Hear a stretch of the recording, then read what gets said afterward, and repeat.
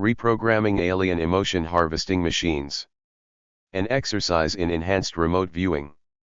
This is a short video introduction into my activity of doing something rather unique in the annals of human history. I, a meager human, and a retired programmer, reprogram machines of ancient alien design and construction far underground below the Red Sea. 7,000 plus years after the fall of Atlantis, I use my expertise in remote viewing to go underground below the Red Sea to a room where there is a control console for a collection of networked machines of alien design and construction. The machines were installed some 8,000 years ago in underground locations, mostly in the present-day Middle Eastern countries. The physical access path was through a vertical shaft once situated on the island of Atlantis. Of course, that access path is no longer viable. I had a short meditation in March 2010, in the midst of a noisy rainstorm, where I traversed a spider-controlled web mesh to a control room and speak with an AI wizard about making changes to my machines. My part needs a bit of explanation, but that is a story for another time. I instruct the machines to change their focus from creating schism in human societies to doing something quite different.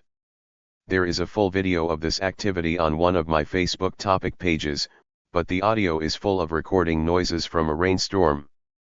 So, here I have a short introduction to the actual work, with a bit of capture from the complete audio and a wrap-up with commentary on what happened and why. I hope you all find this interesting, enjoyable, and instructive. Big changes are coming to the people of Earth. I like the term Tauri, pronounced Tauri, from the SG-1 TV series. My trance meditation session starts out with a bit of a prayer, recognizing and picking up an Egyptian-looking key and a specialized sword.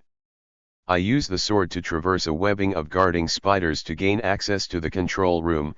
No remote viewing through the webbing, it would seem. I find a stone column with internal light electronics that networks collections of the alien machines together. A wizard appears, presents a workstation, and requests an authentication of myself, and then left hand is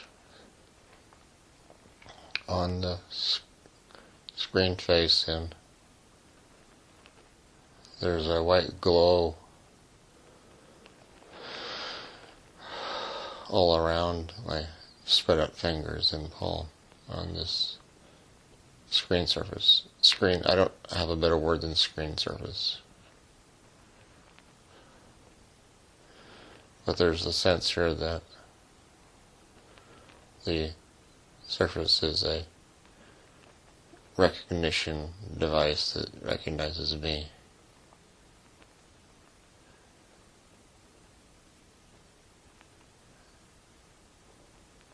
I get a state your request. And so I state the request: assist all people in seeing the truth behind any and all deception.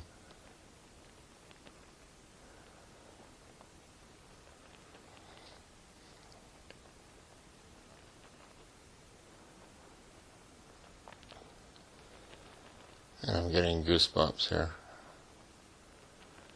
And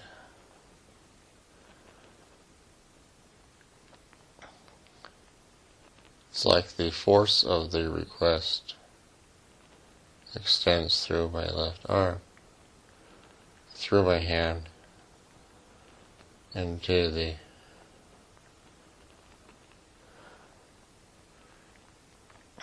surface of this thing that I have my palm on.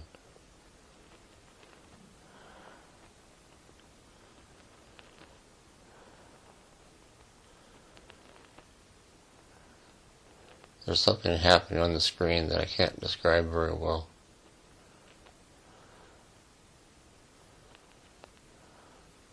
But my left palm is still on it. I still have my right hand on the hilt of the sword.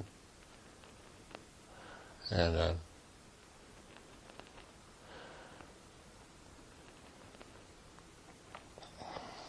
holding my hand against the surface of this screen thing.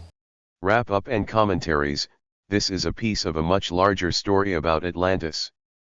See my Facebook pages, my trustedcommunications.com website, and a front end of storiesofatlantis.com website.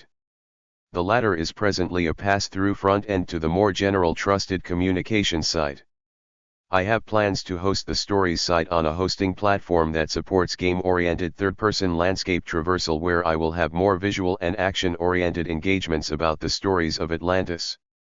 The alien Nefelim started a migration of their entire population to Earth hundreds of thousands of years ago, long before humans really came on the scene. In their perspective, they were here on Earth first, and they see that as reason to have their own way. The Nefelim were and still are an uplift species of another master alien race who desire an addictive product harvested from humans. The Nefelim were charged with doing the harvesting and sending product back to their masters.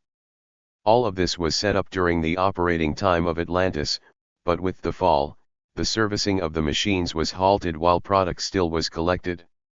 Canisters of collected product are still underground, but their contents became spoiled and started leaking into the environment, polluting and aggravating the relationship between divergent groups of people. In modern-day observances, think of the warring between the Jews of Israel versus the Palestinians of Gaza.